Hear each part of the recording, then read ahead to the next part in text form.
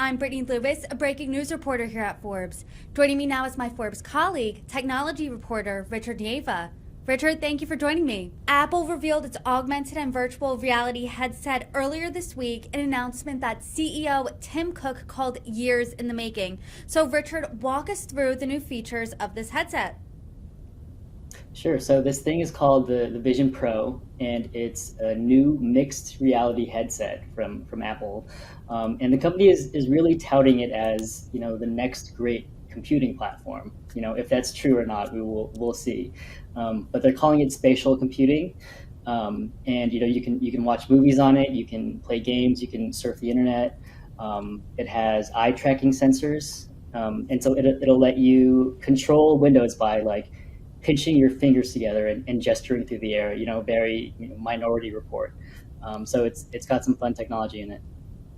So walk us through this. Let's dive a little deeper. You put on the goggles, you put on the headset, and you're saying it's mixed reality, so augmented and virtual. When you put that on, what exactly are you seeing? What does it really look like? Sure. So when you put it on, you see, what's in front of you. You see the actual room you're in, and you see a field of apps. I think it looks kind of like what you might see on the iPhone. If you pulled up your home screen.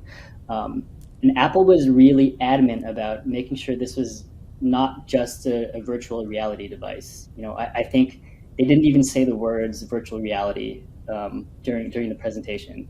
They really wanted to emphasize that this is augmented reality, which lets somebody still see the world around them while having these digital images overlaid on their field of vision. And Apple's real innovation here is this little dial on the side of it that lets you go from augmented reality to virtual reality, and kind of letting you control how immersed you are along the way.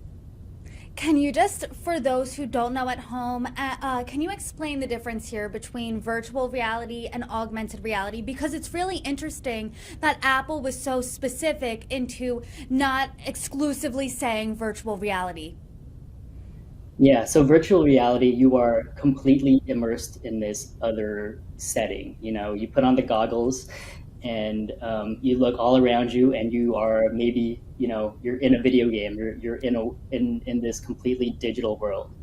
Whereas augmented reality, you're still seeing, I'm in my apartment right now. I'm looking at you through a screen. I'm seeing that, but there's also maybe a window in front of me, or like an app icon in front of me, and there's these digital things that are just kind of on top of your real world, if that makes any sense. That does make sense. And you made an interesting comparison a few moments ago. You said this is like Minority Report. So you put these goggles on, and I'm curious, where are people supposed to wear these? At home, at work, in public? So that's really the interesting societal question that we still need to figure out. Apple would certainly love you to wear these everywhere. In the presentation, they showed people wearing them at home in their living rooms, in work settings. They like sitting on an airplane and having this thing on and watching a movie. The question is, do you really want to be that first person wearing this on a plane? And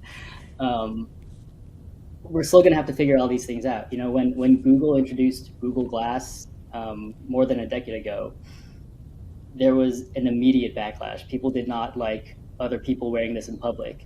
And so this idea of societal tolerance is something that's going to be really interesting to watch. This kind of reminds me of when AirPods were introduced, and the response was, we already have headphones. Why are you reinventing the wheel? Why would we want to charge our headphones? And now, you go on a subway car and every person has their AirPods in. But I'm interested in your tech reporter. Do you think that there's a realistic future in where you're walking down the street, you're going to the office, you're going to a cafe, and everyone has their Apple headsets on? So that's another interesting thing. Other than this question of societal norms, I think there are two big factors, and that's price in size. This thing costs $3,500, which is not an accessible price for most people. So at that price, they're really going after early adopters and tech enthusiasts right now. So the price is going to need to go down for people to actually want to buy this thing. The other thing is size and bulk. These headsets are still gigantic, and they're prone to overheating. And so if they can get smaller with longer battery life, I think it would help toward this kind of mass adoption.